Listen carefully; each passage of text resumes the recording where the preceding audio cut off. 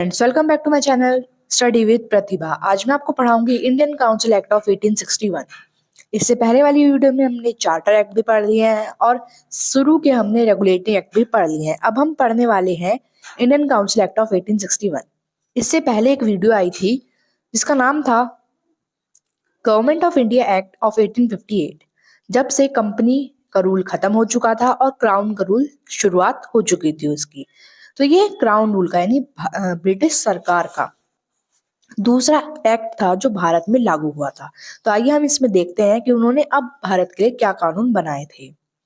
तो आप सभी को पता है कि 1857 में क्रांति हुई थी मेरठ से सबसे पहले। उसके बाद से जो वहां की सरकार थी, यानी जो ब्रिटेन की सरकार थी, वो दहल गई थी, क्योंकि उन्हें पता था कि अब भारतीयों में आजादी की लहर दौड़ चुकी है और वो अपनी आजादी लेकर ही रहने वाले हैं।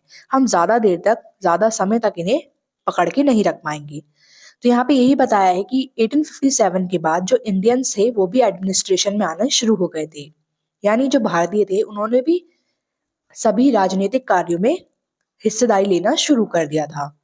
फिर 1861 में एक इम्पॉर्टेंट काम हुआ था जिसे एक लैंडमार्क भी कहा जाता है हमारे कॉन्स्टिट्यूशन का और हमारी पॉलिटिकल हिस्ट्री का, इंडिया की। तो आइए देखते हैं वो क्या हुआ था और पहले हम इसके फीचर भी जान लेते हैं। तो इसका पहला फीचर है कि सबसे पहले हमें मिला एक रिप्रेजेंटेटिव इंस्टीट्यूशन, एक ऐसी जगह जहां पर भारतीय बोल सकते हैं, जहां पे वो अपने विचार रख सकते हैं और लॉ मेकिंग, जितने भी कानून बन रहे हैं उस प्रक्रिया में हिस्सा ले सकते हैं। जो वाइसराय थे वो खुद नॉमिनेट करते थे, खुद चुनते थे इंडियंस को, लेकिन वो सिर्फ वहां पे सिर्फ बैठने के लिए चुने गए थे, नॉन ऑफिशियल मेंबर्स थे। और जो ब्रिटिश सरकार थी वो भी ऐसे लोगों को चुनती थी जो सिर्फ इंडियंस वहां आके बैठ जाए और वहां पर कुछ अपने सुझाव ना दें। 1862 में यही हुआ। लॉर्ड कैनिंग जब वाइसरॉय बने थे तो उन्होंने 3 इंडियंस को चुना था अपनी काउंसिल के लिए, यानी अपनी सभा के लिए। तो एक राजा थे बनारस के, महाराजा थे पटियाला के और थे सर दिनकर राव। तो एक तरीके से इसमें दिखाया गया था कि हम आपको ले तो रहे हैं लेकिन आपकी कोई वैल्यू नहीं है। फिर सेकंड फीचर देखते हैं, decentralisation, restoring the legislative powers to the Bombay and Madras presidencies. अब क्या हुआ, धीरे धीरे जो पहले सारी पावर उठा के सिर्फ एक ही गवर्नर जनरल ऑफ बंगाल को दे दी गई थी, वो धीरे धीरे दोबारा बंटने लगी। धीरे धीरे वो पावर बॉम्बे के जो प्रेसिडेंट थे, प्रेसिडेंसीज थी, मद्रास की प्रेसिडेंसीज थी, वहां के जो हेड होंगे उनके पास भी पावर जाने लगी। फिर 1937 में आपने देखा था कि कंप्लीट इंटरनल ऑटोनॉमी बनी हुई थी प्रोविंसेस की, यानी जो 1937 में जो सारा हक एक ही जगह दे दिया गया था, बाकी जो बंगाल, मद्रास, बाकी एरिया के जो रिप्रेजेंटेटिव थे उन्हें इतना हक नहीं दिया गया था। थर्ड फीचर देखते हैं।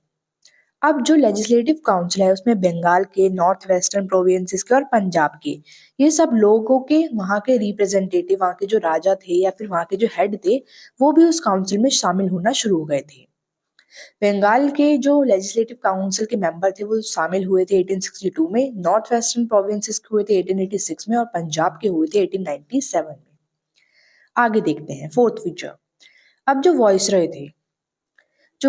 थे उनके पास ये हक था कि वो कानून भी बना सकते हैं, ऑर्डर भी दे सकते हैं बिजनेस के ट्रांजैक्शन के लिए, यानी जो पैसे बिजनेस से कमा रहे हैं लोग उसमें रूल भी बना सकते हैं और अपना एक नया ऑर्डर भी जारी कर सकते हैं।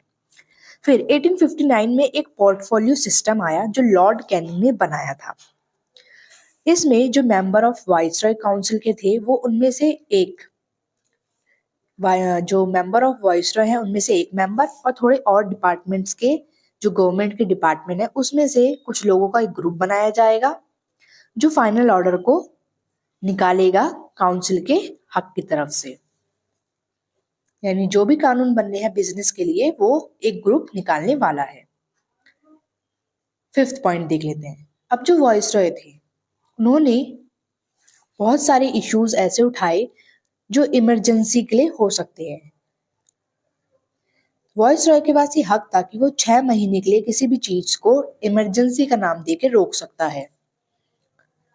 तो इसी के साथ आपके जो काउंसिल एक्ट आया था इसके फीचर्स खत्म होते हैं। मिलते हैं आपसे नेक्स्ट वीडियो में, तब तक के लिए bye bye. Don't forget to like, share, subscribe and comment. कोई भी डाउट हो तो आप कमेंट सेक्शन में पूछ सकते हैं और आपको कोई नेक्स्ट वीडियो किसी और टॉपिक पे चाहिए तो वो भी आप मुझे बता सकते हैं।